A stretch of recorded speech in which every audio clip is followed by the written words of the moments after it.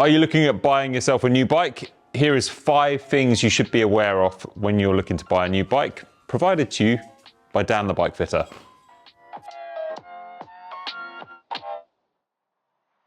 Being a bike fitter, number one is going to be frame geometry.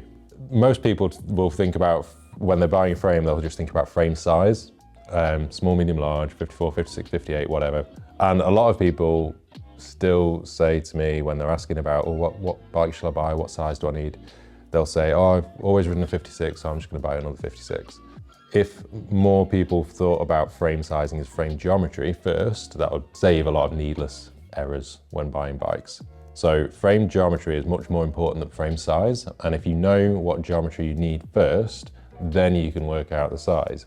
Because there are some bikes that in any size just will not fit you because it's the wrong geometry for the type of riding that you do, or your biomechanics or your flexibility.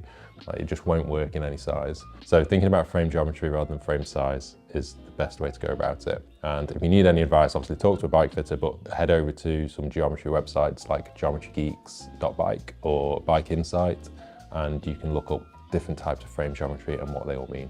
So second thing to know before buying a bike is what the front end integration looks like. We live in a world where most bikes now have some sort of front end integration, whether that's cable integration or whether it's one-piece cockpits or both. There's a lot of integrated parts there that when you're buying the bike, you normally don't get a choice of what you're buying. So you don't get a choice of stem length or bar width. And if you do need to change those components from a fit point of view, it's often very expensive, very time consuming, probably needs a mechanic to do a lot of work. Maybe avoiding those bikes if you know you're going to want a different bar width or a different stem length, or choosing a lower spec'd model that might come with a 2-piece cockpit, like a standard stem and handlebar, might be the better choice for you and save you a lot of money and time in the long run.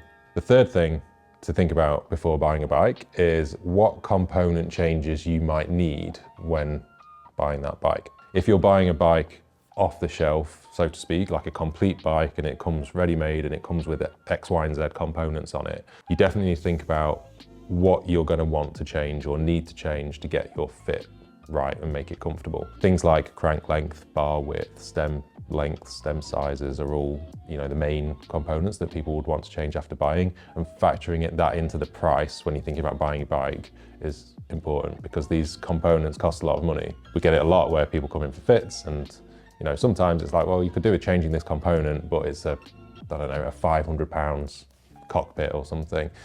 That's a big expenditure when you just bought a bike for X amount of thousands as well. So thinking about that when you're buying the bike and making sure that you're prepared for changing certain components is important. So fourth thing to know before buying a bike is seat post. And I wanted to do this one separately because I don't think a lot of people think about the seat post when they're buying a bike, other than weird bike fitters. Seat post options, again, with integration and proprietary components, seat post options have become a lot more limited since moving away from the standard round posts in a couple of different diameters. Knowing what seat posts are available for that bike in terms of size and setback and how easy they are to get hold of. The two things to think about with seat post is the setback. Normally you have either an inline post or a setback post between 15 and 20 mil of setback, and that obviously alters your fit drastically. But then also the seat post length. Other sort of outlier bikes like the Trek that have a sort of mast and cap design where the seat post can't be lowered or raised to a certain amount, they come in slightly different lengths. So knowing that before you buy or knowing what you might need before you buy is useful. So you can either plan for getting a second one, or maybe your retailer will provide you a different one when you actually buy the bike, which could save you a lot of money. So last thing to think about when buying a new bike is the cockpit options. And I'm assuming the bike is coming with some sort of integrated cockpit here. So if it doesn't come with an integrated cockpit, then great, you can just get your own stem length and bar width, whatever you want. There are a lot of bikes out there, and a couple of brands in particular, that won't stock many cockpit options. So for example, if you want a 120mm stem with 38cm bars, they won't do them. In a 120mm stem, you can only have a 40cm bar or a 42cm bar, and vice versa. If you want a wide bar with a short stem, they don't offer that option.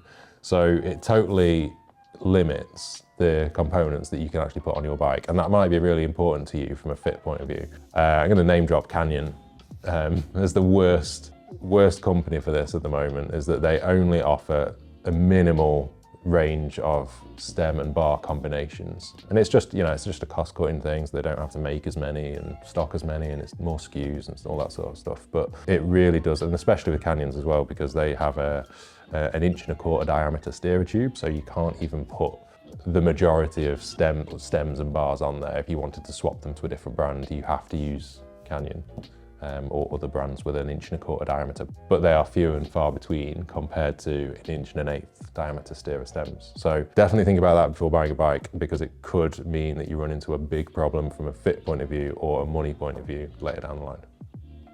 If you like this video, please drop a comment in it, and if you want any more bike fitting tips and stuff, let me know, and we can do some more stuff with Dan at UK Bike Fit. Cheers.